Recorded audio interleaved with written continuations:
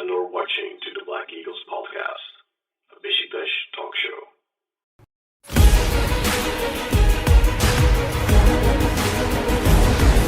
İşaret geldi. Ricardo Quaresma! Ricardo Quaresma! Ricardo Quaresma! İyi nokta. Kafalar!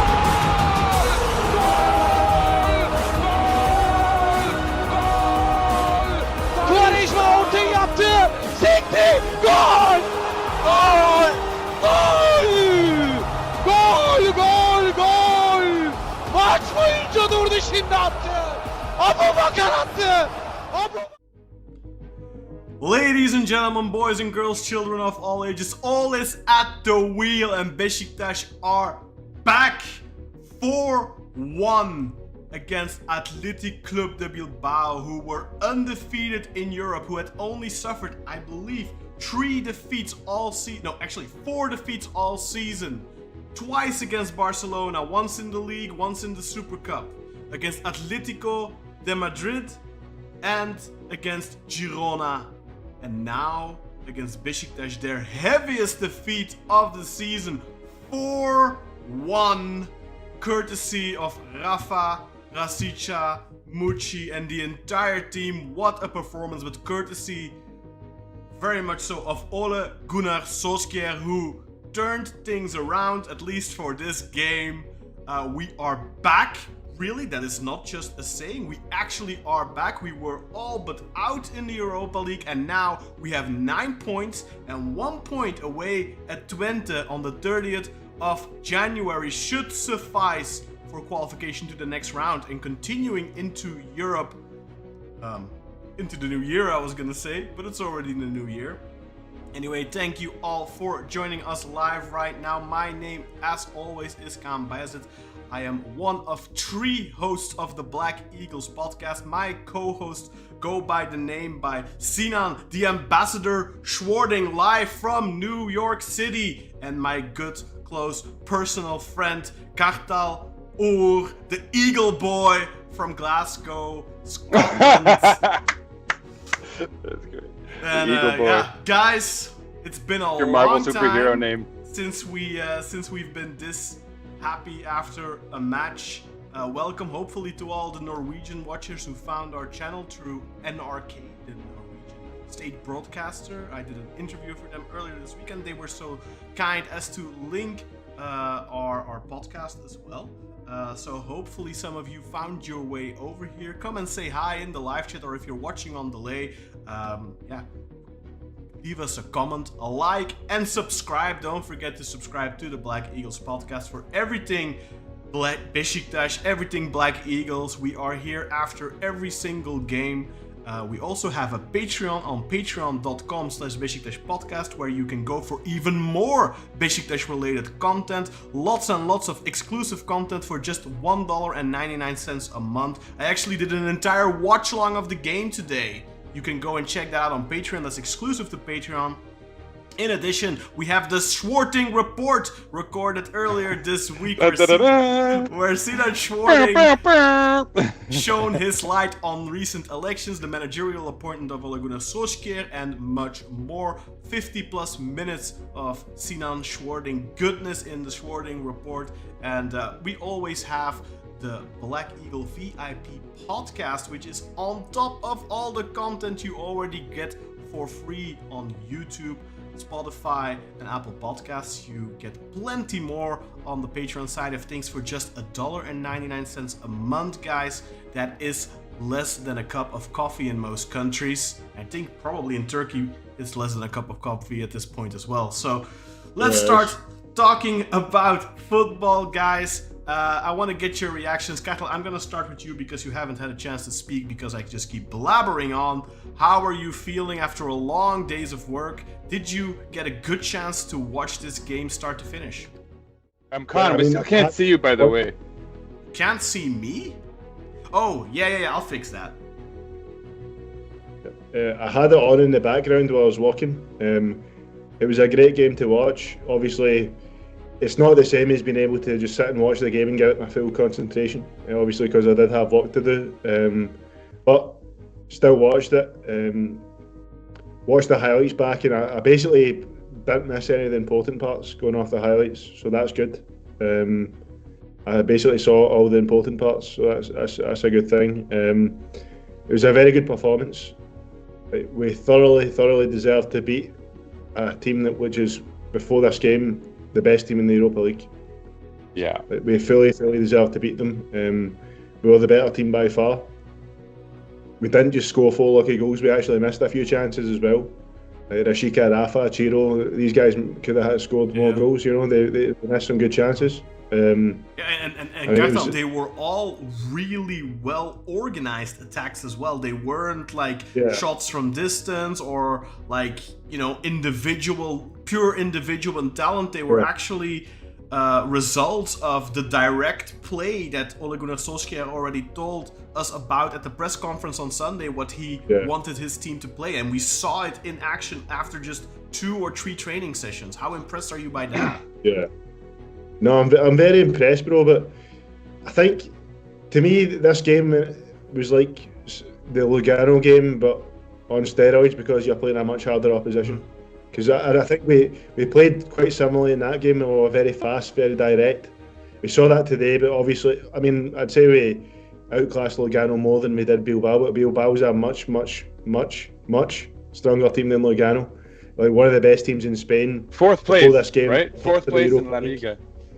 Yeah, I'm sure they won the cup as well. They won the Copa del Rey last season. Yeah, I believe so. Ernesto is a great coach. They've got Nico Williams, who, to be honest, I don't know how he ended up staying at Athletic Club after the Euros, because he was one of the best players there.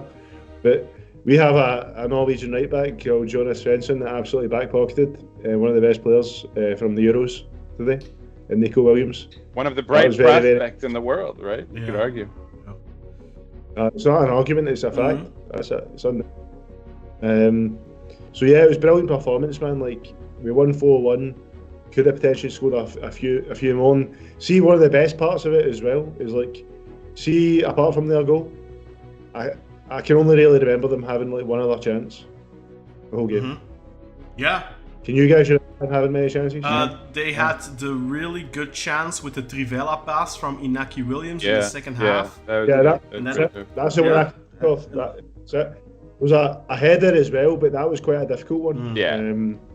Because it was quite near the top of the box, and he couldn't get much power on it because there wasn't much. But apart from the Inaki Williams pass, like, I can't really think of anything.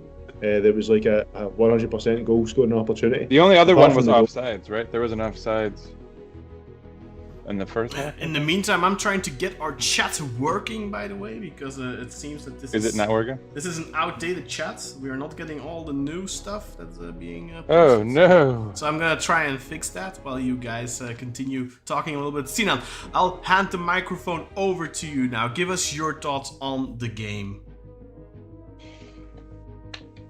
Boy, where do I begin? I mean, it's crazy because, like, there are a few people in our group chat, and for those who don't know, check out our Patreon. And even if you don't want to sign up for that, you know, there's links there for our WhatsApp group chat, which has been off the chains. It was a great day for that group chat today. But yeah, shouts to Attila Jan Malak, who stubbornly insisted that we were going to sort of salvage our season today against Athletic Bilbao. And I didn't have the heart to call him delusional, but I felt like he was. You know, I thought there was absolutely no way we were going to salvage our season today. And, you know, obviously whether or not our whole season is salvaged, that's a deeper, longer conversation that needs to be had. But, I mean, it's a hell of a day to be a Beşiktaş fan, you know? As Kartal so eloquently alluded to, Athletic Bilbao was riding, you know, from one W to the next as far as their form goes. You know, the Europa League, as he said.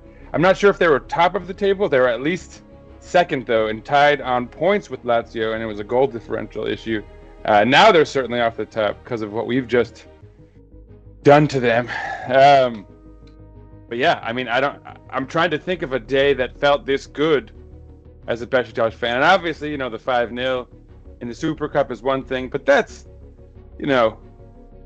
we've debated about whether it's a glorified friendly or not, and I think that's maybe unfair to call it that. We've all agreed, perhaps, but still, right? It was on the cusp of that. We were having that conversation. No one can question the significance of a match like this. No one can question the significance of a win in the Europa League that puts us suddenly in a position where we can look forward to perhaps more European football.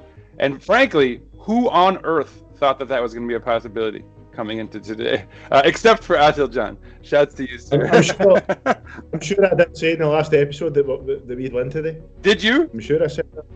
Either on one of the group chats on the last episode that I said we're going to win. Maybe. That's great. Oh man, no, I don't know, man. This is Cloud9. Yeah. Here, let me read some chat stuff because since it's down, I can catch us up. By the way, right now we are in 18th position. With this win, we're in 18th position, so we are true right now. But obviously, the plethora of games have to be played tomorrow. Please go get to the chat. I don't know what's going on here. No, yeah. Well, you work away on the back end. Jason Yastin, our old friend, he said that this was the best European performance in years. Simply, wow. Finnish kebab. He is right. Right? Can you argue it? Yeah, it's hard to argue it. You can't argue it. It's especially just given the relative form and their quality. Yeah, you have to look at the strength of the opponent. This is the maybe one of the strongest teams we have played in years. Yeah. I mean, 4th place in LaLiga, in this LaLiga, right? Like, who's ahead of them because it's some of the best teams in the world. Atletico Madrid, Real Madrid, and Barcelona. Yeah, and barely. None other than. It's only a few points difference. Yeah. And unbeaten in the Europa League up until now as well. Let's not forget that either. This is more than just unexpected. I mean, it's fantastic. And what makes it feel right? It's not just happiness. It's like you feel kind of complete in a way because it's like we saw exactly what he promised, right? We saw that kind of attacking, more direct style of football. You saw everything that he talked about, like the team coming together and the camaraderie. Almost like you think of a checklist and all the things that our coach, thank you, my dear, promised us. It's like he's checking off each box. So anyway, let me get back to the chat. Finnish kebab followed up Yasin with the comment Viking power. Yeah, indeed. What was it that Solskjaer? I gotta get his name right today. What was it Solskjaer called it? The Nordic mentality was certainly in full effect, especially when you consider Jonas Svensson, who was a contender for man of the match. If it's hard to say that given all the goals scored and people who put up like fantastic stats, but anyway, Yasin follows that up with the best kind of emergency live stream. Indeed, the vigilante Turk. I was going to say vigilant, but vigilante says, "What a game!" Finnish kebab, biggest win in years. Yeah, again, maybe. Grey Wolf. Oh my God, I'm sad for you, man. So he says I was unable to watch the whole game. Actually, what do I mean? Well, Grey Wolf, I was too, thanks to Paramount Plus. Sign up to patreon.com/Beşiktaş podcast. I'm not gonna say anything more because, you don't want to get copyright struck. Copyright strikes again. It's so annoying that I can't get the chat to work. Yeah, but keep going, please. So he was unable to watch the whole game. As was I, thanks to Paramount Plus, those jackasses. But I did fill in the gaps with Khan's high-level stream. You guys should totally check out. He's not lying on that front. Check out our Patreon. But that is what I was talking about, with much running with the ball. Before they were just standing and waste passing. Run with ball and attract players towards you. Solskjaer literally said that that's what we were going to try to do, which makes it all the Hassan better. Kalaichi subscribed to the channel. Grey Wolf then writes simply Muci, and I think we can all agree somehow that whatever he was trying to suggest, absolutely. And like what's amazing is his form. It's like from each game, it seems like he's just going from one strength to the next. Kartal, you got anything to say about Muci? Yeah, he's been, like I've been saying for a few weeks now, his performance has been on and up. The last 2 games, he's been very, very good. Very good. So I'm really happy to see it, because now he's starting to prove the doubters wrong. I'm kidding. Sorry, what did you say? I said that Muci's starting to prove the haters wrong. Definitely. I just said, John. Such as, I think he was giving an example of someone who hated previously. No, I have been very critical of Ernest Muci, and I don't take back anything I said at the time. It was true, but also now he's completely a different player. A couple of weeks or months ago, he was somebody that was afraid to take on his direct opponent. He was somebody that was afraid to put in a cross. He constantly passed back to the fullback. He didn't have any confidence whatsoever. And of course, we know Giovanni van Bronckhorst has talked about that the reason behind that has to do with his Euros not going the way he had planned. Oh yeah, that's barely right. getting playing time, and then also Rafa coming in and playing in his position. So that had a very clear impact on his morale, his self-confidence. But he has been coming through slowly and steadily. But this game was the best game I've ever watched Muci play for us by a mile. And the 30 minutes against Samsunspor were, up until this game, the best 30 minutes he played in a Beşiktaş shirt. So it's completely different. He's taking on players, he's using his speed, he's using his ability to dribble, he's passing properly, finding his teammates, putting in good crosses, creating chances. It's like it's a completely different player right now. And if he plays like this, he's a top 3 player on this team. Yeah, no, definitely. If he continues playing in this way, all of a sudden people will be saying, "Oh, the 10 million was cheap," you know? Yeah, Yeah, exactly. I was talking to Ender Kaya, who's in the chat as well. I said a couple of weeks ago I wouldn't have given 4 million for him. Right now, if he plays like this and continues playing like this, then 10 million will be like, if you sell him then for 10 million, everyone will be saying you're an idiot. Because this is, if he plays like he played today, he's a 20+ million player. But of course, he needs to do that consistently, and that is exactly. If someone in the chat wants to own this, someone in the chat was saying during the match that apparently there was a scout from Chelsea that was there to see Muci. Yeah. So raise your hand if you're watching. Ender is saying that, I think. Is that Ender Kaya who's saying that? Because he whoever it is, raise your he hand. messaged that to me as well. So apparently Chelsea. But we know Chelsea hoard talent, so they don't necessarily want to. Well, they don't necessarily want to buy him to play him, but to flip for a profit or something. But that it's still a good sign that they're watching him, though. Maybe they buy him and loan him back to us to finish out the season, since they don't have, that's their style, that's their MO. Anyway, continuing the group chat, and again, thanks to everyone. I'm loving seeing how vocal the chat is right now. Who's next? I welcomed everyone, and then Ender Kaya says hi. Oh, speaking of Ender, Typhoon Atesh with the double eagles. Throw them up, folks. Don't forget to hit the subscribe button, guys. If you're new. Yeah, there's that. That was a reminder. I was coming up next. Actually, first Ender Kaya said, "What a game it was! Very impressive." And then we have our little momentary reminder. A little Turkish here for anyone who wants to do the reading there. Kartal, you want to? Right. Volkan Darama says, Merhaba eski. You can read it. I'm trying to find it right there. Say again? There's been a lot of stuff on the chat right there. Yeah, no problem. It's towards the top. It's right after the Black Eagles podcast, like reminder.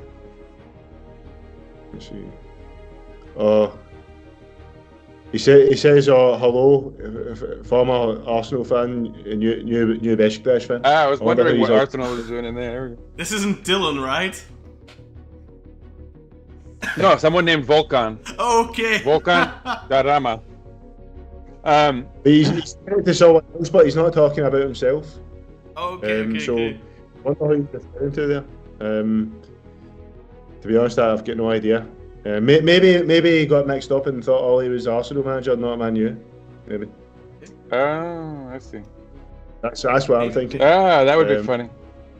Yeah. And then all the Manchester fans can start coming to watch Beşiktaş, of course, now.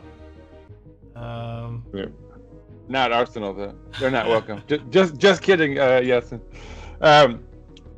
Ender says, Hoş geldin, Typhoon ve Volkan. Yes, indeed. Anyone who's new, speak up, please. Grey Wolf is back. Says, as mentioned in the chat, do you think it was the previous coach using the players incorrectly? Incorrect game plan, tactics, and strategy. If by previous coach you mean Sedat Topraktepe, then yes. For sure, yeah. Because I would say that for Gio van Bronckhorst, you can make the argument that he's had them playing, if not at this level, at a pretty high level early on in the season, in a similar way. So I would suggest perhaps something else fell apart there beyond just the tactics. Exactly. I think I made a great reference. I think the Lugano match was very similar to this match. We're very direct, very fast, going forward, created chances. Obviously, we created more chances in that game, but as I alluded to earlier on, they're a far weaker opponent compared to Bilbao. So I think the style was actually very similar to what we're actually praising a lot from Gio at the start of the season. But the question is, can they keep this up? Yeah, absolutely. Well, also I think though, Kartal, in the beginning of the season, I felt like our game plan revolved very heavily on pressing high, winning the ball back, and then hitting them on the counter. Today, our game plan I don't think it revolved as much or was as dependent on pressing. It was really more about winning the ball back, yes, but also just playing long balls. How many good long balls did we see today, and how many quick breaks did we see? It was a bit of counter-attacking, but not. I wouldn't say it was. It was we were leaning back or we were letting them have the ball or anything like that.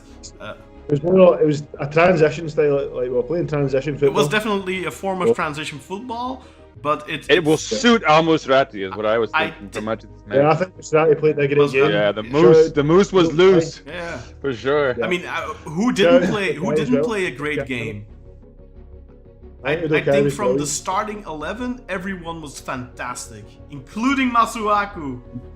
Well, someone was about. I was gonna say. So the next comment. I think it was the next comment. Actually, go ahead. If Kartal has something to say, go ahead. No. I just switched to his screen. Volkan said Typhoon abi, then anlıyor musun bir şeyler. So yeah, that happened. Double Eagles again. And then Grey Wolf. Don't forget how fantastic the fans were. It was like a huge relief and weight lifted. Yes, the fans were excellent. I think we can all agree. Fans were fantastic. Of course, in great part helped by the team. The team from start to finish the entire game. And this is where I don't fully agree with you, Katla. I think against Lugano we had a weak period. Yes, in this match there was a period where Bilbao was pressing us, but I think it has more to do with their quality than with our maybe taking our foot off the gas pedal. I really felt like the entire match we were absolutely excellent, start to finish. There wasn't a single moment where I thought we let up. Yes, we conceded a goal. I really thought it was offside, honestly. But even on that goal, it was almost everything was perfect. Emirhan was making fantastic tackles. Svensson was doing fantastic interceptions. Udukai was a stalwart at the back. Even Masuaku, you couldn't get past him almost. And then the guys in midfield did great. Everyone was fantastic today. From the starting 11, I really thought everyone was great. From the players that came on, obviously Onur Bulut, I don't think we saw much of him at all. Bakhtiar had a couple of decent actions, but one moment where I think he goes down way too easily, and good thing that Felix is paying attention and closes down Inaki Williams, because otherwise we could be in for a couple of hot minutes at the end there.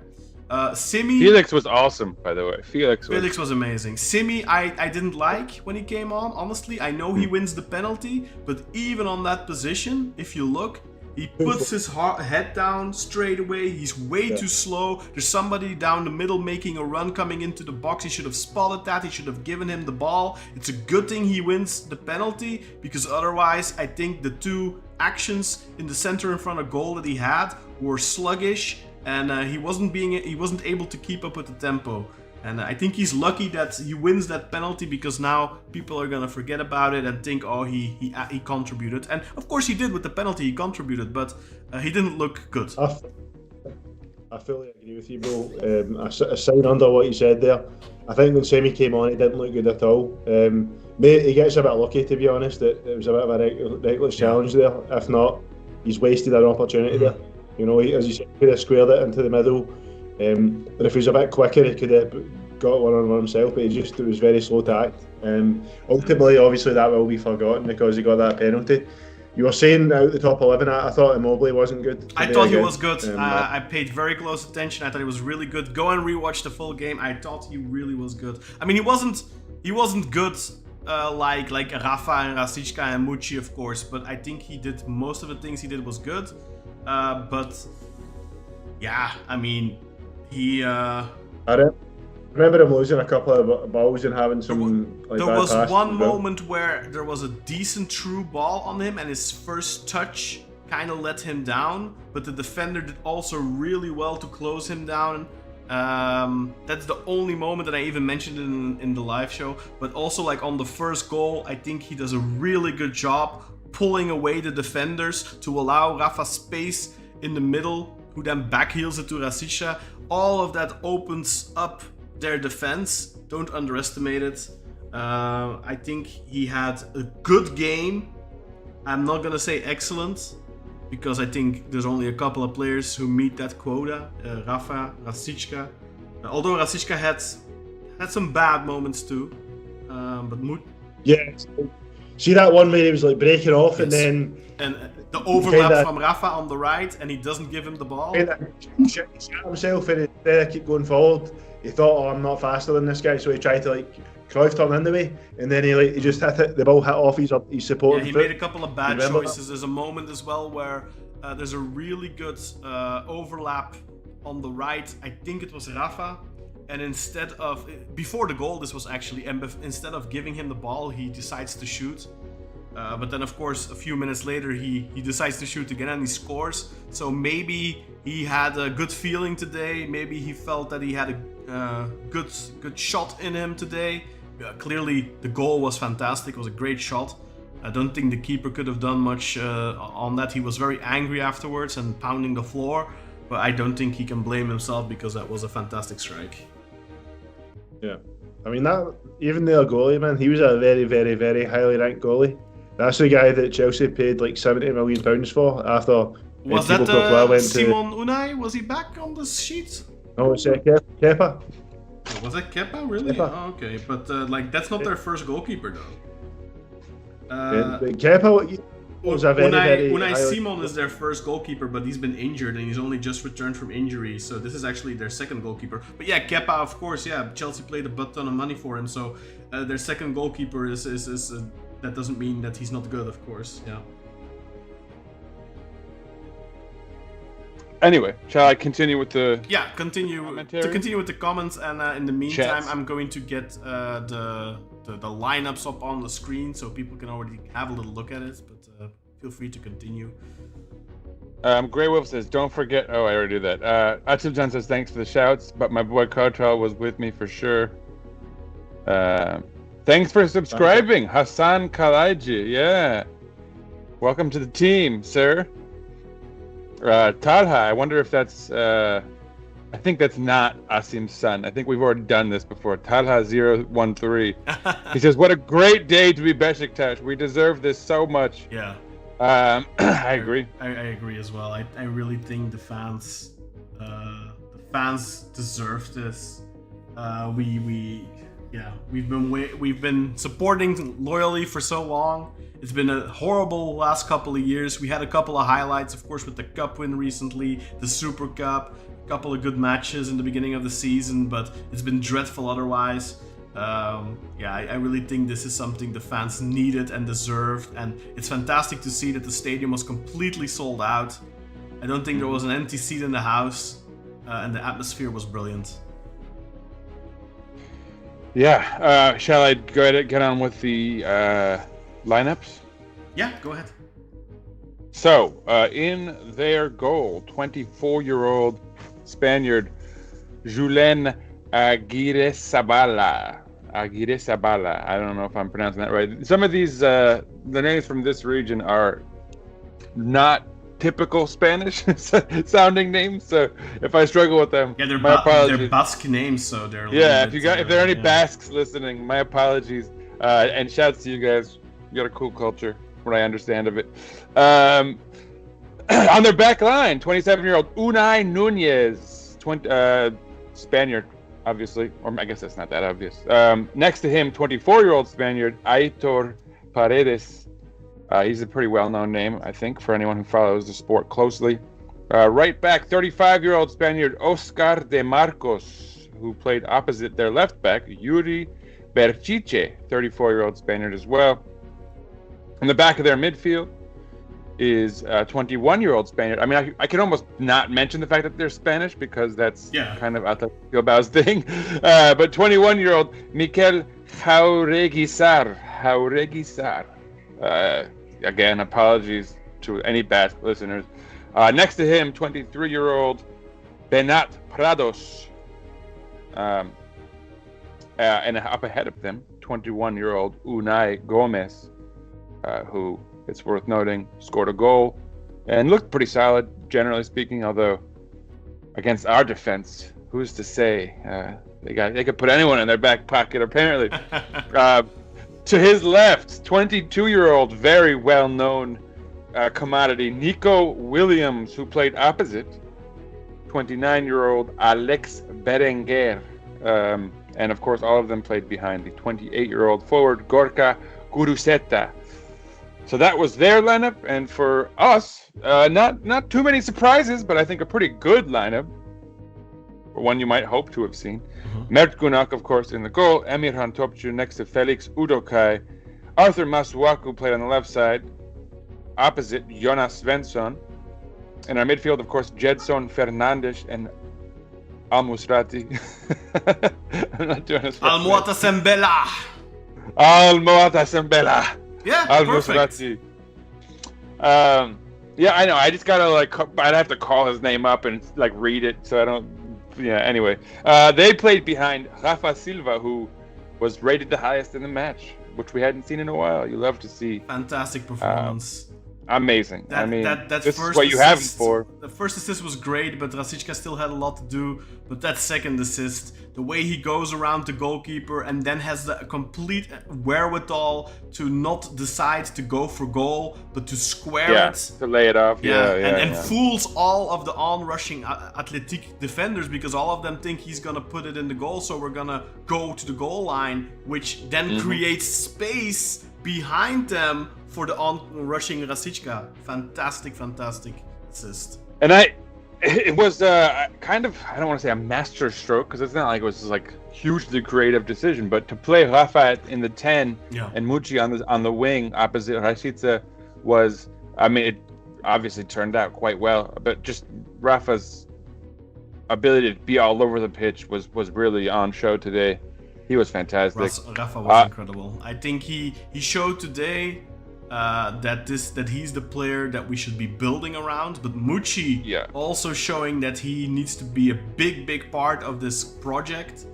I just hope that the performance of Rashica hasn't given people in the club the impression of, oh wait, maybe we don't need to rush it. Maybe we don't need a winger. Maybe we don't need to rush a winger transfer.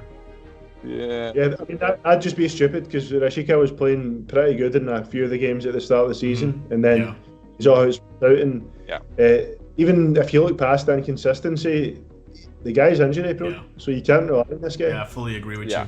But even if he's a piece that he wants to keep in the rotation, you still need a starter and then another backup for the other side. So you still need two wingers. Hey! Were you done with the lineups, by the way, Sinan? I'm sorry. Yeah, I just didn't say Ciro Immobile. That hey thing I did. I don't know if you know Babu Frick, but that was the Babu Frick hey. Anyway, by accident. Moving on. Sorry, I can't get over that sound. I see a new name there as well, Canalp Gündoğdu. Please hit that subscribe button, Canalp, if you haven't already. Where were we? Ender Kaya, even Masuaku. That's what I was trying to talk about earlier, because you mentioned Sukan. He says even Masuaku played with great passion. Didn't see anything like this in months from him. We haven't seen anything like this in months. No, Yeah, Masuaku was fantastic. He was focused. Even defensively, he made a couple key stops where I was like, "Whoa." Okay. Maybe the challenge of being up against Williams in the second half, Inaki came on, so maybe that was something that motivated him. On the third goal, I think was it the third goal where Masuaku really out muscles Inaki and sets up second goal. Second goal. Okay, yeah. So. Yeah, before everyone starts with the Masuaku was great today, he actually was, everyone. He was on the foundations of the second goal. All in all, great defensive performance, a lot of clearances as well. Let's have a quick look maybe at our statistics. Oh, stats. Let's In take a look the at some first half, stats. guys, I was very surprised by the XG because our XG in the first half was only 0.10 and theirs was actually 0.28. So I was extremely surprised by that because I thought we had... The Gala guy strikes again. I really thought we had the much better of the first half. I thought we were... I thought other than their goal, they didn't do anything and we were dangerous throughout. What did we really create in the first half, bro? Other than the goal? We actually created quite a few chances in the first half. The problem they didn't. The problem was I think they didn't end in shots on goal. I see. Because I did watch the highlights back and when I was watching the highlights, I did notice that we didn't have anything in that. We had we only had 3 shots in total in the first half, and only 2 were on target. One was obviously the goal, and the second one was a rather meek attempt by Muci from the left-hand side. So the shots between the posts weren't of great quality, but we were creating chances or at least let's say we were creating a lot of danger. They maybe not resulted in actual chances, but there was a lot of offensive intent and good play. Yeah, ultimately for XG, you guys know it. They need to be a shot attempt for it to go towards your XG, so that's why it was so good. Yeah. In the second half, we did get a lot of shots off. That's what matters. The second half, clearly. Really tough. Yeah. All right. Let me do these stats. We can. So they had more of the ball, but granted, they were down for pretty long stretches of this match, so it makes sense that they would. They had 53% of the ball. We had 47%. So even still, it wasn't that lopsided. The XG was 2.92 for us to 1.06 for them, which, domination, apparently. We had 11 shots to their 10, 9 on target to their 4, 6 big chances to their 2. 3 of those big chances were missed to their 2, so they missed both of theirs. Again, they highlight the lesser number on that one, and it's like, okay, right, because they missed less. Somehow that's better, but whatever.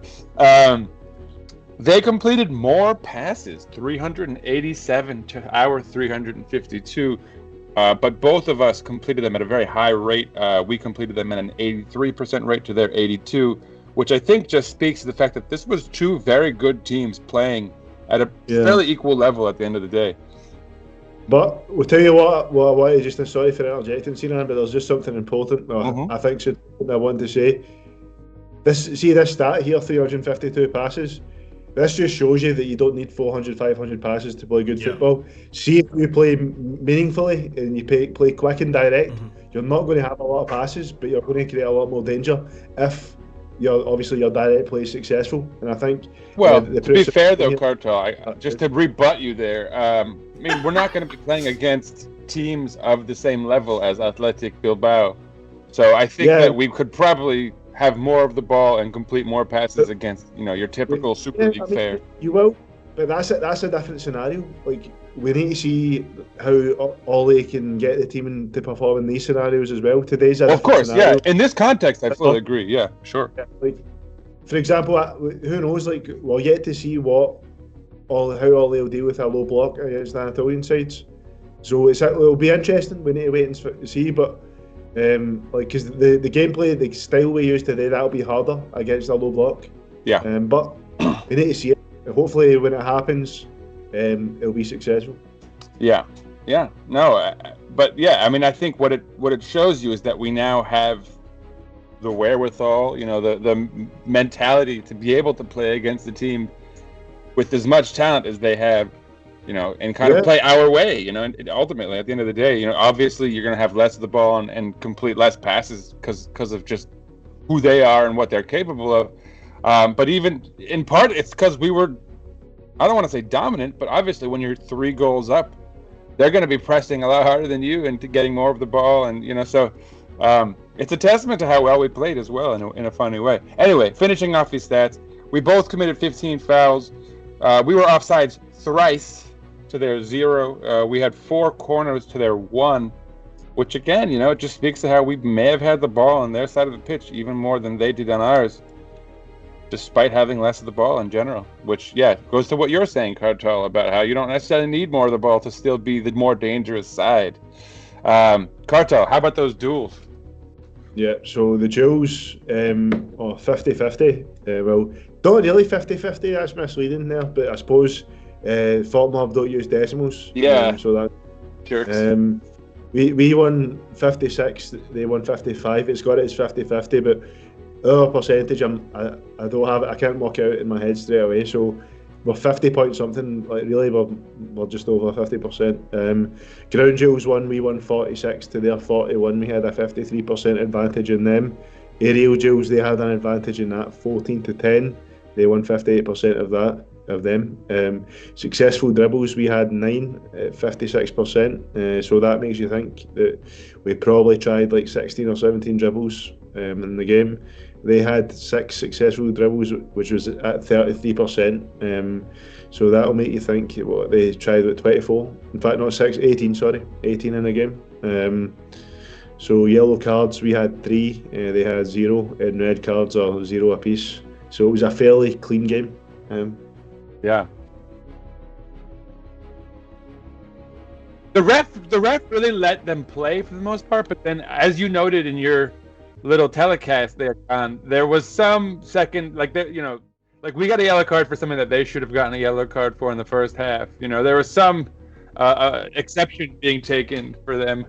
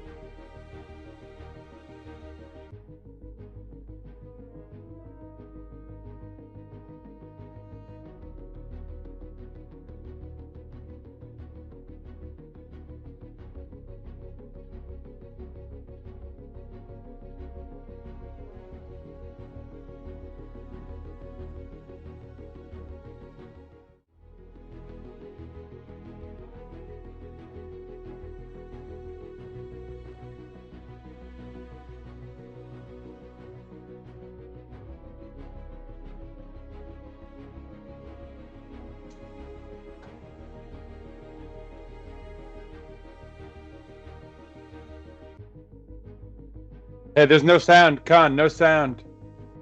Me? Oh my god. I'm sorry. Yeah, that's stupid.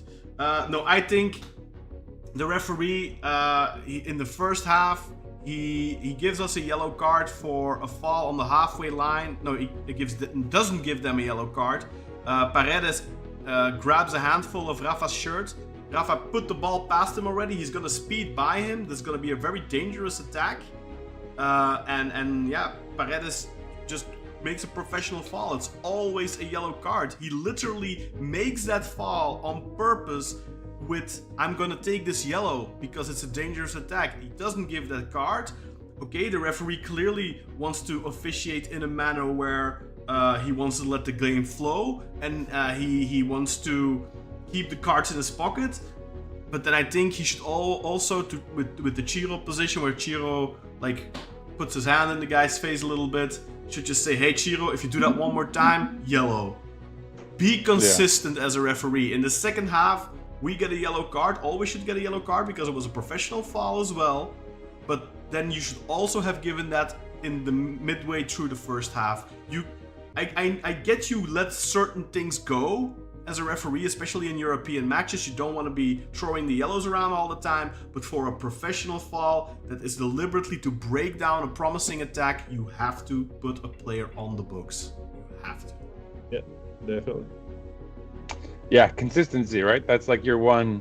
That should be your like modus operandi as a referee. Just aim for consistency. You don't necessarily, you can call it light, you can call it strict, like however you want it. Just be consistent. Let me get back to these comments because we've got quite a few. I've turned down the music a little bit, by the way, because somebody commented that it wasn't. We got a little commentary there. I see that.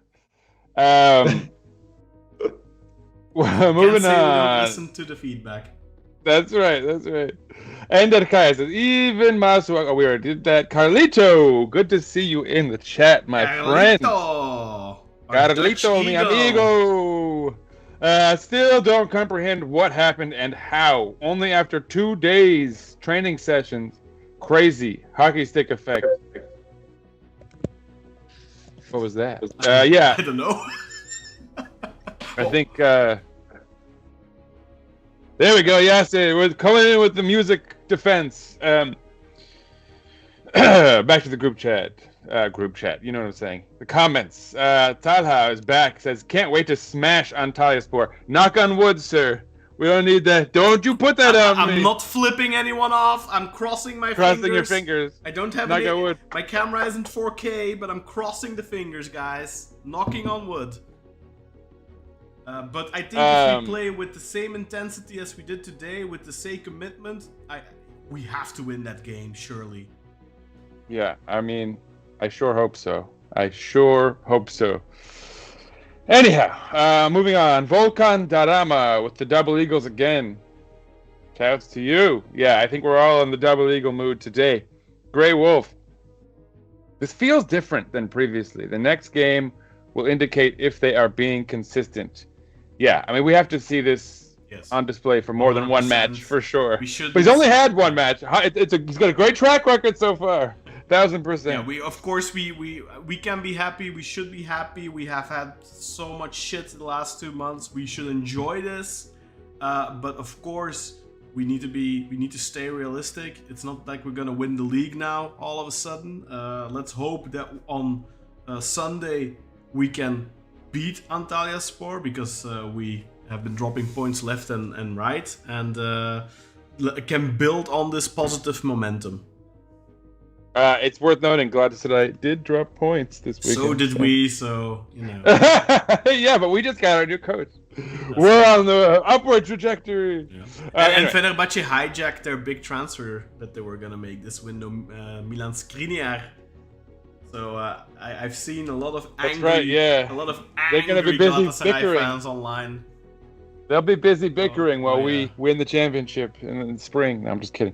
I mean, if we somehow win the championship, I mean, I feel like Ole Gunnar Solskjaer needs to get the key to the stadium, and everything needs to be put in his name or something, because I think Man U fans will get FOMO if they see that happen. That would be, I mean, that would be not just a miracle, but I don't know what's bigger than a miracle, but that would certainly be that. I guess that depends how religious you are, Con. No, I'm just kidding.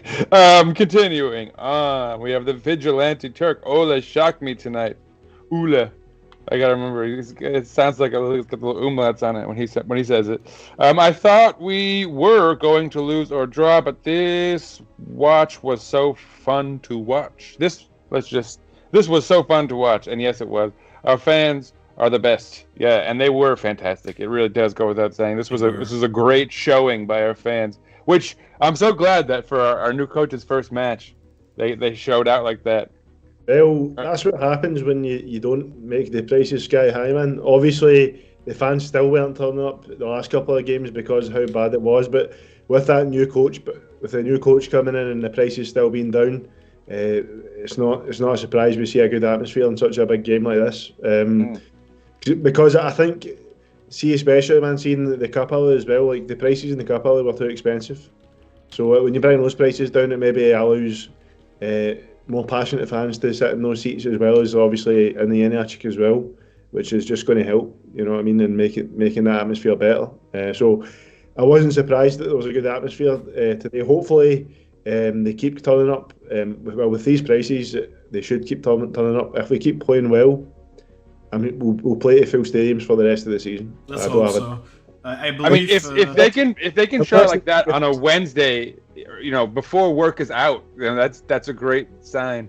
I mean, is it before work was out? It was 10:30 a.m. here. So I think a lot of people traveled for this one as well. I know Ender, some of his friends from Belgium here, traveled to this game. I think the fact that it was Ole Gunnar Solskjaer's first game in charge of Beşiktaş, I think that the enthusiasm, the excitement in and around the club was very palpable, and I really think that probably got a couple of hundred extra fans that otherwise maybe would not have gone to go to this game for sure. But yeah, I mean, see if there was no Solskjaer, I think it would have been thousands difference. Yeah. Oh. I think if still Serdar Toprak, it would be a half empty stadium. Oh yeah, definitely. I think if it was Serdar Toprak in charge, there would be max 15,000 people. Because of the timing of the game, not if it was at a decent time, then I still think there would be 25 to 30. But yeah, agreement. Yeah. What happened? Why is the group chat getting new comments on our thing, but not in the YouTube? Okay, let's go quickly then. What are we getting? Like the YouTube chat on the YouTube app is not showing. Oh, okay. Oh boy. Okay, I think we just lost. Anyway, I'll keep going. What did we lose? So Grey Wolf says, did you hear Kovac? Oh, first of all, thanks for subscribing, Austin Unachukwu. Welcome. That's a Nigerian name. Sounds like it, yeah. Must be a Manchester United fan. I wonder if he's a Manchester. I was thinking he was a Man United fan. Lots of Nigerians, of people with Nigerian descent in the UK, of course. My good friend Carl, who sadly passed away in 2020, was also from Nigerian background. Condolences, man. Yeah, I mean, you know, it's been 5 years. Yeah, I mean, a few years, but nonetheless, you know. Might be raw, who knows? So yeah, Grey Wolf says, did you hear Kovac might be the interim coach for Dortmund? Yeah, I read those rumors, yeah. But interim coach, I would imagine he would take the job fully then. Con, you just put Cartel up on the main screen and he left. I just wanna going for a stroll. I just wanna show off our beautiful transition. Yeah, Ole at the wheel. Ole at the wheel. That too. Grey Wolf follows that up. Ha ha ha. SS Lazio news posted. Beşiktaş blessed us with a beautiful result. A win will guarantee us a lead in first. You're welcome, Lazio. You're welcome, Lazio. Thank you for Ciro. Huh? Let's call it that. By the way, how far along are you with the comments? Because I want to comment on this last one actually quickly. That's okay, Justina. So first of all, before you come on this last one, same commenter, and I think you're gonna take exception to this one. Ufunfu. By the way, welcome Ufunfu. I already turned down the music. I didn't take exception. I turned it down a little bit for him. But no. His first comment was he said that this was Rafa's first good game at Beşiktaş, which I don't agree with. What do you think there, Con? Shade. Wow. That is not true whatsoever. I mean, other than the last couple of games, I feel like he's only played good matches. I mean, it depends on where you put the bar. This was a brilliant game. This was maybe his first absolute masterclass, brilliant match. But he's played plenty of good matches. And a couple of really, really good ones as well, including the Super Cup against Galatasaray. But to comment on this last one, I'm sure you guys covered it before, but what type of players does Ole normally buy? Does he prefer younger players? Yes. In fact, I had an interview today with Egil Sande from NKR, that is the Norwegian state broadcaster. He actually went to the game on Saturday, and he attended the press conference with Ole Gunnar Solskjaer on his presentation, and had an exclusive 10 or so minute interview with Ole Gunnar Solskjaer. We had a 38-minute talk earlier today. That interview is up already in our video section on YouTube, completely subtitled in English right now. I spent about 3 hours subtitling it. I'm going to translate it to Turkish later on as well. So was it in Dutch originally? It was in English, but you need to translate it to English first, and then you can translate it to Turkish. I see. I can auto-translate it, and then I can just do some corrections and stuff, because otherwise if I have to write that entirely out, that's impossible. Yeah. But Egil gave us some fantastic insights on the type of players that Ole Gunnar Solskjaer likes to go after. I'm going to give you a couple of tidbits from the interview. So at Molde, what he did, he looked for the best 20 to 21-year-old players from across Norway, and was given the budget by the club to bring them in. So he brought in a lot of young and hungry players. He also told... he was also asked whether or not he would be bringing in any Norwegian players, and he said he would not rule it out. He really likes the Nordic mentality, is what he said. Furthermore, he wants to bring... he really likes hungry players. He does not like lazy players. That is bad news for certain people on the team. Kaf Saliuchan and other players. Yeah, you can expect him to go after players that are young and energetic. All this stuff like Tom Lawrence that's in the news right now, don't pay attention to it. It's bullshit. The stuff about Marcus Rashford and Casemiro, don't pay attention to it, guys. That is just paper talk. We will probably be getting some good young players from Scandinavian countries, I think. And of course, we have Edward Graaf and Martin Siegbert now, as well as the scouts. So I'm sure they will offer up some fantastic options from other leagues as well. But both Ole Gunnar Solskjaer and Erling Mo have a very good view on the talents in Scandinavia. In fact, Erling Mo, according to the interview, very thoroughly scouted Denmark, got lots of Danish players to Molde in the past. So yeah, and also an exclusive, well, for the Turkish media, or at least the Beşiktaş media, that I got from Egil Sande, is that actually Erling Mo is going to be the main guy coaching the team on the pitch in the training sessions.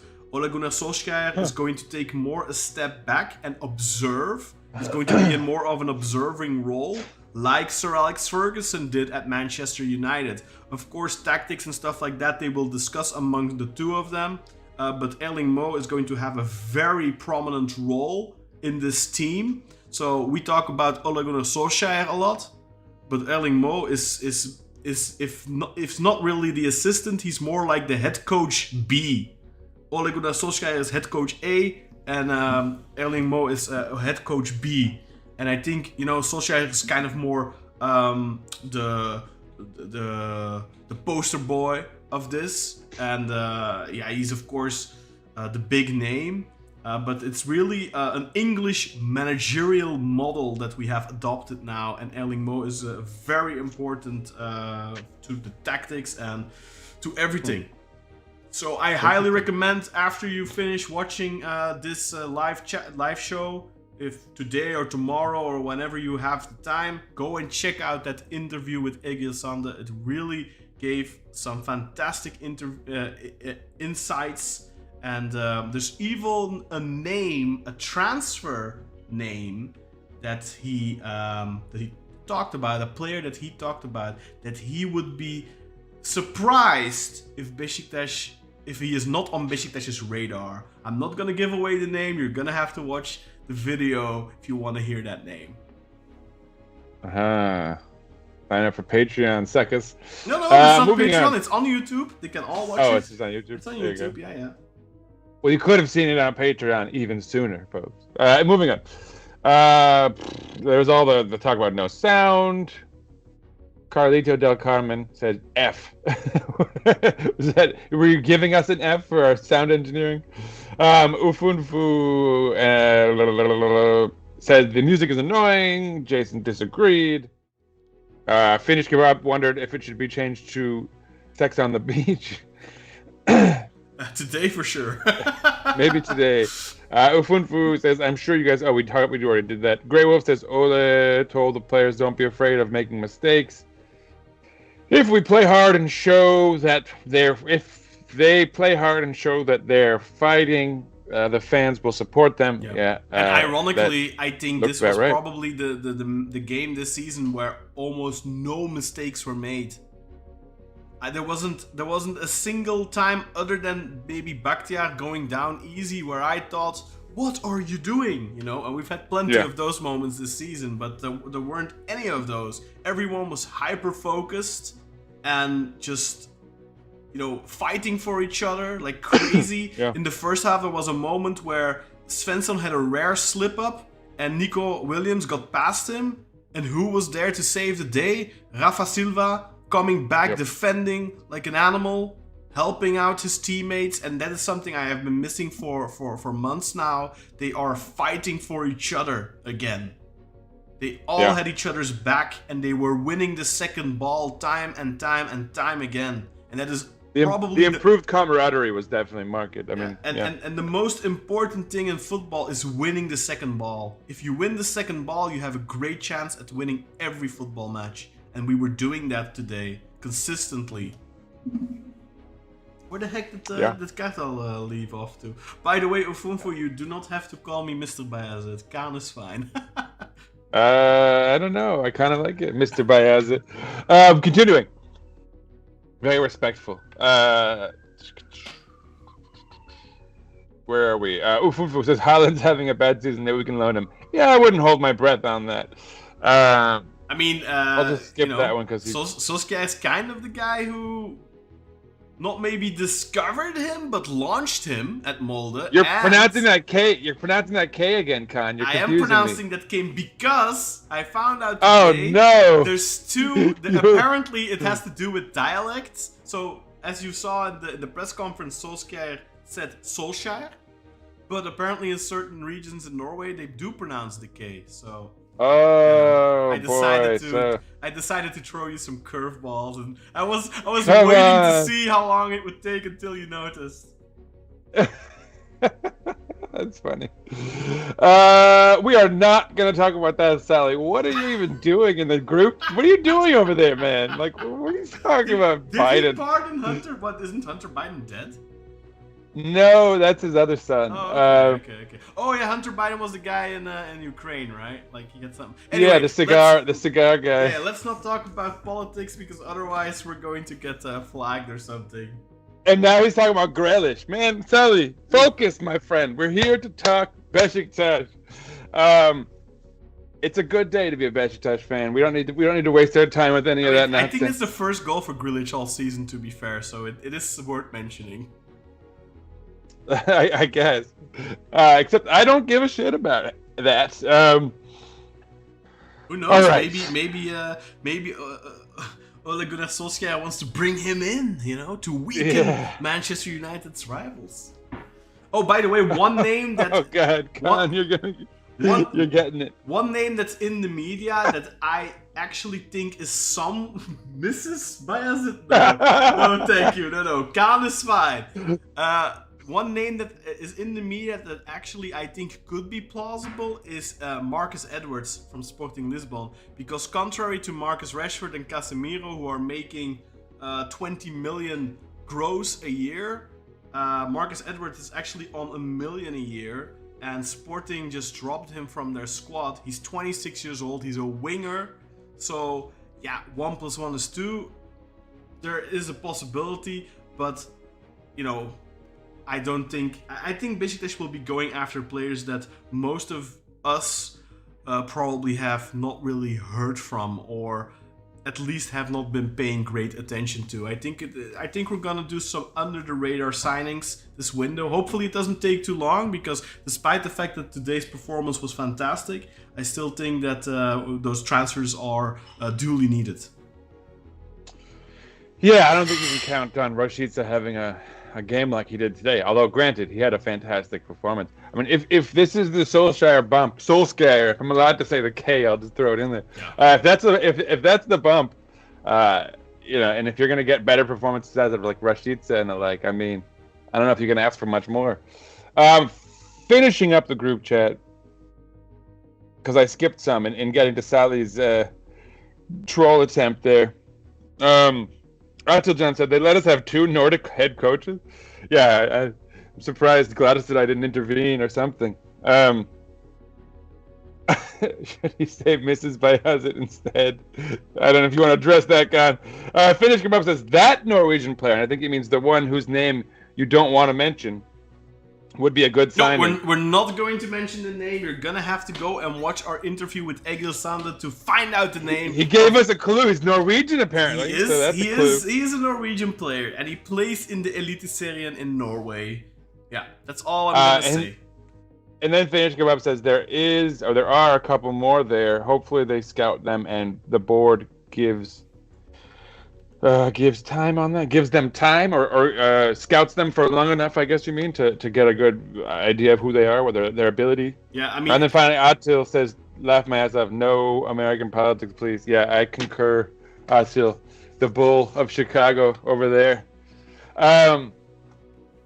Look who is back, Kartal. Must be feeling much better, I suppose. Taking a little break there. Yeah, no, I had to use the bathroom, man. The restroom. Yeah. But back now, man. I feel about 5 kilos lighter. TMI, sir. Whoa, you took a Galatasaray, huh? Yep, that's right. That's good. You took a GS. You in took the a GS toilet. or an FB. In the WC. Yeah. A GS in the WC. Yeah. Okay, that's it for the comments, guys. So we can chat a little bit more about stuff. We can wrap it up. I don't know what we got planned for the rest of this afternoon for me. Let's see. I mean, we've been going for a little bit over an hour. Yeah, I think to conclude, this was a phenomenal performance, right, guys? Like, this is something we really needed. I don't think any of us thought this would be possible. We all, I think, were. Matteljan and maybe me.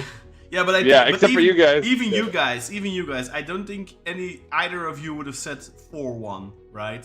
And maybe worth mentioning as well, João Mario's first goal for Beşiktaş. João. Yeah. In Porto, they say João. In Porto, they say João. One of my good friends when I was living in Lisbon's name was João. So actually, I knew like 4 people with that name. It's a very common name over there. I had a former boss who was named João. João. Yeah, man. I don't even really know what to say about this match other than I'm still sort of thrilled about it. I kind of want to rewatch the match. I want to see if Paramount Plus. Well, forget about Paramount Plus. You've got the Black Eagles podcast Patreon page. I already watched that version of it. I already saw it. I just want to see if they fixed it, because I've given jerseys to all these little American kids. You know, they could connect with their new favorite club. You know, this would be a great match to watch. Anyone that hasn't seen the game, man, Patreon, $1.99. You know where? Yeah. Don't over. Who was it that missed a bunch of it? What? Missed a bunch of what? Someone said they missed a bunch of the game. I don't know. Yeah, if you did miss a Dude, I bunch of feel the like we game, missed some comments. I missed some comments. There was someone named Gurkhan okay. who welcome, and he said, "Hey guys, you think we'll see the players this motivated in the coming matches?" He's not so sure. I really hope so. I think they were already highly motivated against Samsunspor. But I think really, even though it's only a couple of training sessions, it really already did some wonders. Clearly, the players are out to impress the new coaching staff, and it looks like, I mean, it really looks like they're buying into it right now. So. Yeah. This we is, know how quick that can change, though, as we saw with yeah, Chile. of course. And like I literally said during my watch along on patreon.com/Beşiktaş podcast, I said we're playing fantastic right now, we're playing great, but it will be interesting to see how this team deal with a setback, with adversity, because that has been a problem throughout the season. And I also added, let's hope it doesn't happen in this game, though. Let's find out at the other game. But then, of course, they scored right before halftime. And then I was very curious to see how we were going to come out of the dressing room. That's also something I said. I said, like, I'm really curious to see. I want to see how they react, what gets said at halftime. And this is one of the first time that I can remember that we suffered, like, you know, like conceding right before halftime. And then we come out in the second half and we just keep going the way we were going. In fact, we improved. And we were hungry and we just kept going at them. And I feel like, I don't know who said it. I think it was Carlito who said it. The players were literally told, guys, don't be afraid. You have nothing to lose. Just give it everything you've got. Oh, that was the Finnish kebab. Oh, was it Finnish kebab? So, yeah, I mean, it really translated to the team. And this is the first time that I can remember in a very long time that the team has shown such a reaction. We've seen reactions in the past, but I feel like they don't last 90 minutes. And they're like, okay, there's a little bit of a reaction maybe from a couple of players, and there's a little bit of... But this was really like... Sustained, yeah, like Kata was saying, this was like the Lugano game, only against a much stronger opponent. And that's really what it was. And I would argue even better than the Lugano game, because like I said, I think in the Lugano game we had a good period where I feel like... Is this the best team we've played all year? Yeah, I think so.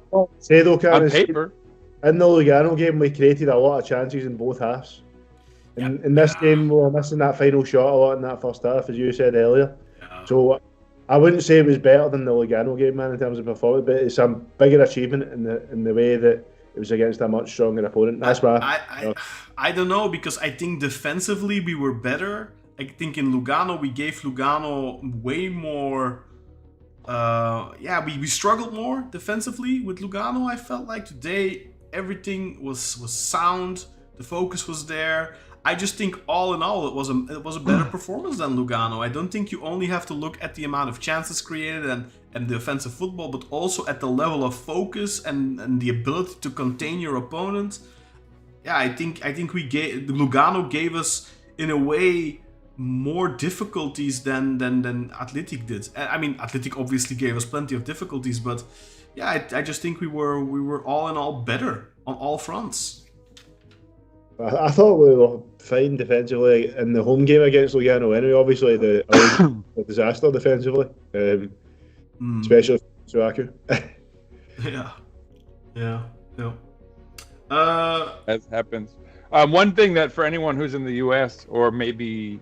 Is Paramount Plus a UK thing also? No, well, I don't know. Maybe Paramount Plus is coming in certain European markets, maybe. On TNT, bro, here. Discovery Plus. Oh, yeah? I mean, regardless if you have Paramount Plus here, like, they're not going to have the same rights they have over in the US. It's like Netflix, for example, you know, and Apple TV, and, like, they have certain rights in certain regions, but... I'm actually very curious to see now whether or not the Norwegian broadcasters are going to pick up the Super League. Because Ole Gunnar Solskjaer is really a big name in Norway. I think us Turks, we don't understand. It's like Hakan Şükür if he wasn't banned. If he wasn't a terrorist. If he wasn't a Fethullah Gulenist who attempted a coup to take over the country, But yeah, I mean that's Ole Gunnar Solskjaer, like Erling Haaland is a bigger star now, undoubtedly. But that's also something that Egil said. Like anything, whenever there's like an article or something about Ole Gunnar Solskjaer, it's massive. They have lots and lots of readers for those articles, and they track, of course, those things. So it just goes to show you how big he is, and I think he's also responsible for why many Norwegians today support Manchester United. Well, anyway, the important thing is that Grey Wolf says that they are going to have the replay for this match tomorrow. So for anyone who is in the States, that'll be accessible. I can definitely point those kids to this match, for example, to do a little propagandizing. Or you can just VPN and watch it on Tibby, man. Like that's anyone that's living anywhere in the world can get a VPN and sign up for a free Tibby account and watch all the games live for free. Yeah, that's how I watch. That's how I watch. So Tabi is the streaming service from TRT. So if you just type into your browser TABII, you should be able to find it. And then all you have to do is either use like NordVPN or ExpressVPN, change your location to Turkey, make an account, log in, and when when the Turkish clubs play. You can watch all their games for free. You can't watch the other matches; you have to pay for those. But the Turkish matches are free. The Turkish teams. To sign up for a Tubby account, do you need, the usual stuff you need to do just an email address. That's all you need. Okay, that's interesting. Yeah. Good to know. Yeah. All you need is a VPN. That's not for our league matches, is it? No. It's only for the European games. Matches is Digiturk, you need Digiturk. Yeah, for the league matches, you just need to go Digiturk Play, and that's easy. That's no problem. Or if you want to go through the illegal route, you can. But we'd obviously hear the Black Hills podcast. We don't advise it. No, I wouldn't even recommend it, because I think IPTV is never 100% reliable, and Digiturk is not in Europe. Is not that expensive. It's only if you buy the offers, and they do offer every year around March or something, and you can buy it for like 119 euros for an entire year. So I just extend every year. It used to be 99 euros, but they jacked up the price a little bit. Unfortunately, I think in the States it's more expensive. I think it's more like $200. Considerably more. Even more, I think. It was like 3 something. But I will say this. In defense of Paramount Plus, and beIN USA, what's interesting is that Galatasaray fans have been sort of screwed over by beIN USA a few times. Like when they move matches, like for the European stuff, to like, Friday when it's originally scheduled on a Sunday. Galatasaray has had a few games not aired. I've tried to watch it and it's not there, and I'll think, whatever. I don't really care that much about their matches. But I haven't missed a single Beşiktaş match, despite beIN USA's general, issues. And this is the first time Paramount Plus dropped the ball on a Beşiktaş match in Europe, which was a real pain in the ass. At least I saw, 60 plus minutes or something like that. But yeah, that was a pain. So you managed? No, I can do Tubby. So you managed to watch like the first hour, and then the feed dropped? There were some technical issues, and it started like skipping. It looked like claymation, like it was stop motion for a moment. So like our second goal is when it started, and I was watching it, and it started like skipping, and so I can't. There's no announcer, there's no commentary, so I'm like, wait, did we just freaking score a goal? Like I couldn't tell. I was like, what is this? And so then everyone in the group chat's like, yeah, we did it. And so it was sort of surreal, and then at some point I just blacked out. Wasn't doing it. Understandable. So now next week when we play 20, make a Tubby. Yeah, Tubby. I'll have my account ready just in case, for sure. Anyway, group chat comments. Ofunfu says, "Why didn't Semi take the pen?"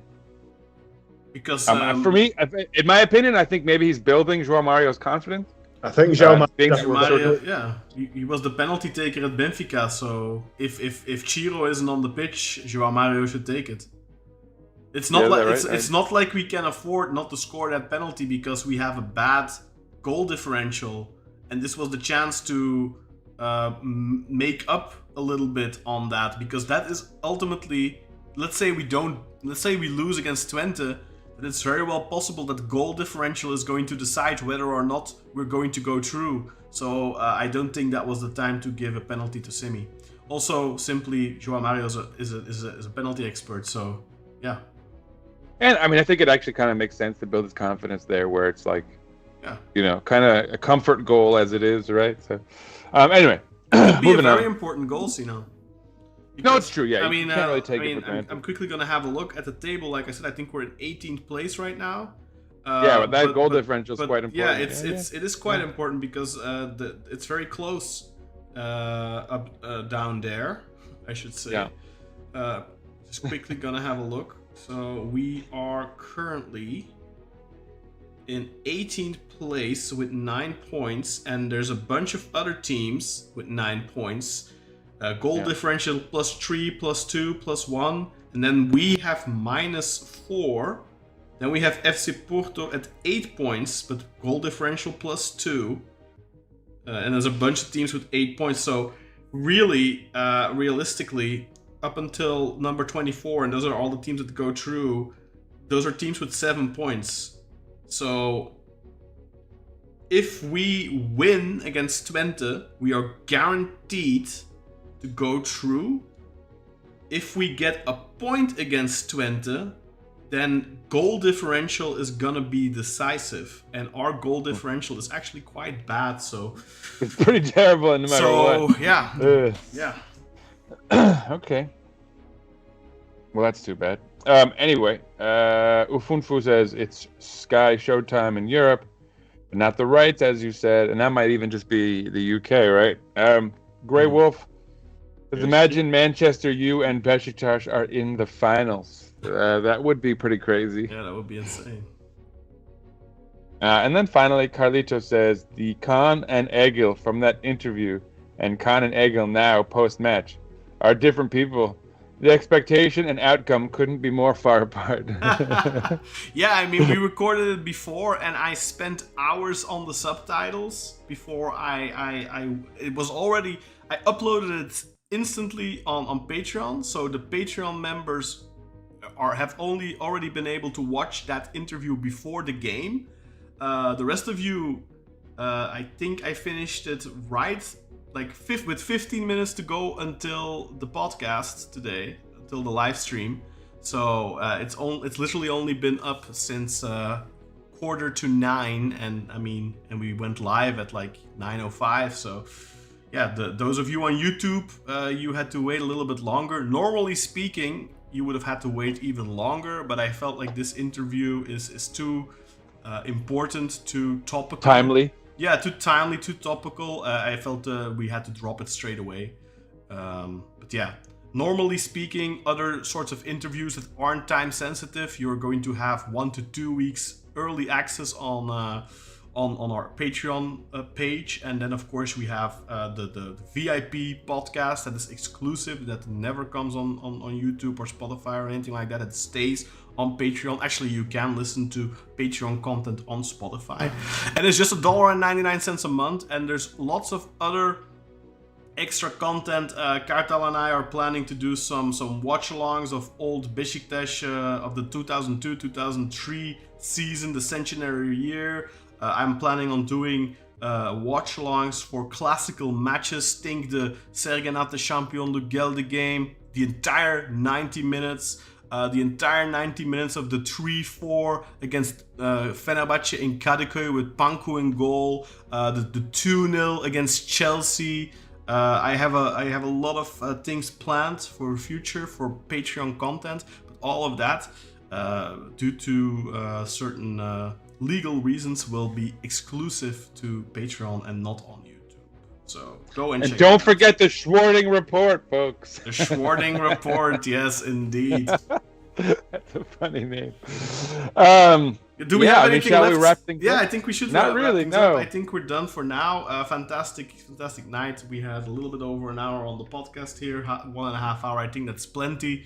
Our episode last week that Katla and I did was 1 hour and 15 minutes, and got a decent amount of views. So don't forget to like, comment, and subscribe, folks. Thank you all the new people. Thank you all the loyal listeners and live chatters for joining us. And we will be back next week, Monday, after the game against Antalyaspor, which will be played at 2 o'clock Central European time, 4 o'clock local time. For you, Sinan, I guess that's 8 in the morning? 8 a.m. Again, breakfast with Beşiktaş. So far, so good, though, because that was the case today, too, considering that I don't typically wake up especially early. So. No, it was, If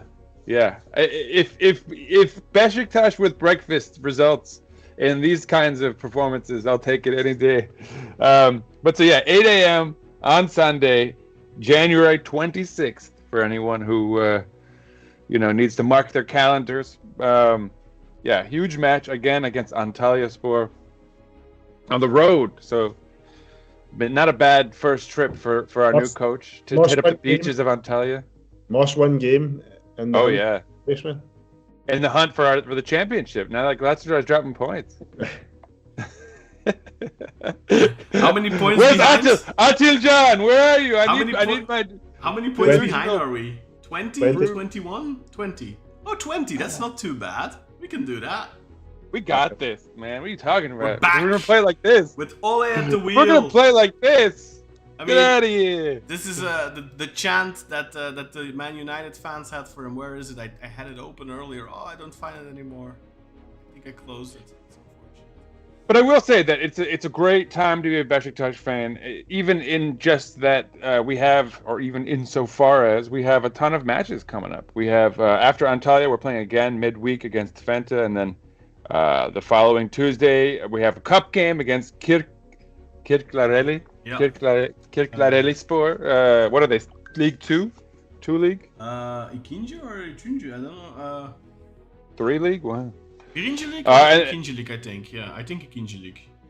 Yeah. Sure. But so, we got a lot of football ahead of us, which is fun for everyone. We'll be back plenty if you're dying to hear our voices. We'll have plenty of reason to be here in the coming days, weeks. But so great time to be alive, folks. There's 13 people watching live at the moment, and there's only 8 likes on this episode. Guys, come on, hit those thumbs up buttons. They really do a lot. They help us reach a wider audience and more Beşiktaş fans, because that's how the algorithm on YouTube works. If you comment, that also contributes a lot to our videos, that it will go out and get suggested on people's timelines or on people's home pages on YouTube. As a suggested video. So leave a comment and give a thumbs up. Thank you very much. And I have one more question before we go, since you're active, Atil Can. Atil, can you tell me if we're going to win the championship? Because I thought you were delusional last time around, and if you say we can do it, I know I was wrong about you last time, man. Just give me the word, and we're back on board for the title. Anyway, as always, and since we have a bunch of new listeners, brace yourselves. Let's go Beşiktaş! Peace out, everybody. We'll be back on Monday, folks. And once again, thank you, Özkan Zerzevatçı, Atijan, the Bull Malak, Paul O'Connor, Nathan, Mr. Baseball, Davis, the Finnish Kebab, Tristan Cray, Dara, the Irishman, Benson, Mario, 1 and 2 and 3, Vargas. What's going on, man? We didn't see you in the group chat today, my friend. Nial Tariq, shout to you, sir. Seba, the non-sporting director, Heinat, and of course, the indomitable, indubitable, indefatigable Dutch Eagle. Shouts to you all, and thank you for your support. Peace out, everyone!